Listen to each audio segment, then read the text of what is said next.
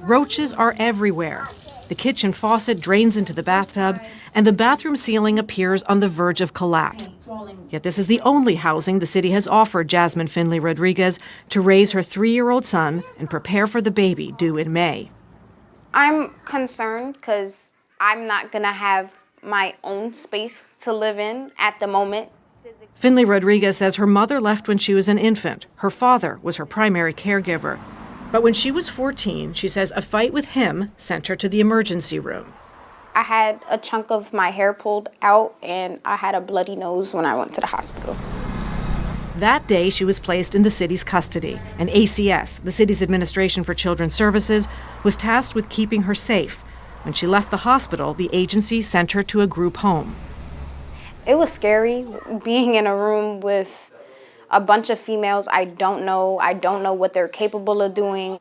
I've gotten into fights, and I've gotten jumped when I first went into ACS. It was the beginning of her journey in foster care, which continues to this day. In the last 6 years, she's been in too many placements to count. About 15 to 20 placements due to the fact that I was AWOL so much, and I ran away from every placement because it didn't make me feel comfortable. And where would you go when you would run away? I didn't have a place really to go. I would sleep on the train because the train made me feel more comfortable than any of the placements that they would put me in.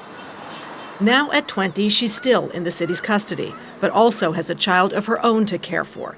ACS, citing privacy laws, would not address the specifics of her case, but did tell us that currently 75 young women in foster care also have their own children. Last year, ACS placed her in her first home, this NYC apartment in Queens. It's riddled with problems, but it's all she has been offered. In a statement, NYC told us that the apartment had been fully renovated when Finley-Rodriguez moved in, and that it has been responsive to this resident's concerns and will be working closely with ACS regarding any necessary coordination on this case. NYC staff continue to address the resident's repair requests, and pest management staff will be following up on previous treatments. No, rescue me? Yes. I'm gonna rescue you. Finley-Rodriguez says it was King who rescued her the day he was born. He made me want to change my ways. I'm sorry. No, tell me. Tell me how. It impacted me so much because that was really my savior. That was someone who was supposed to help me feel more stable. But stability remains elusive. When King was 6 months old, ACS removed him from her care. I was still breastfeeding, and I was still supposed to get to hold my son. I was still supposed to get the leisure to at least see my son's first steps.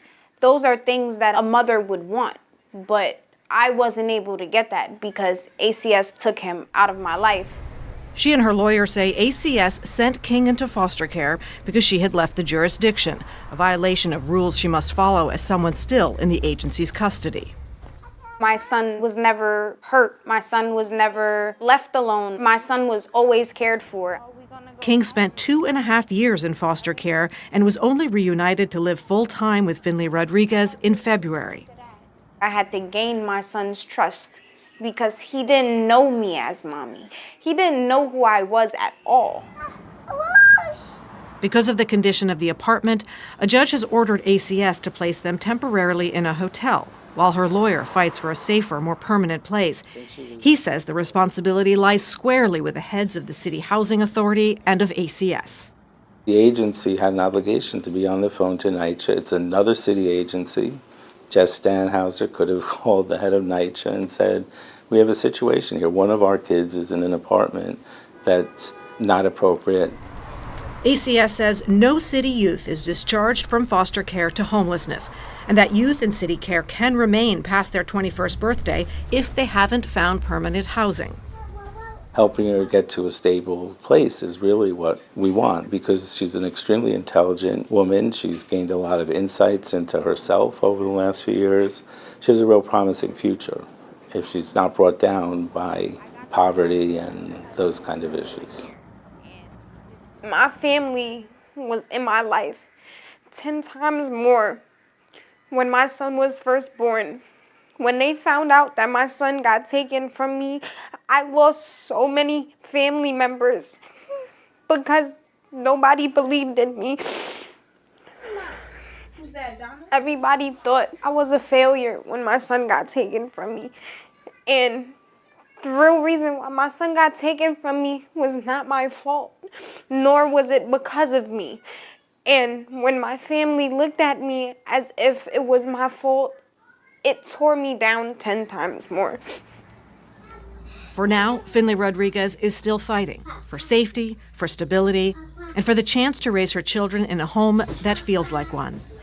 Annika Pergament, New York 1.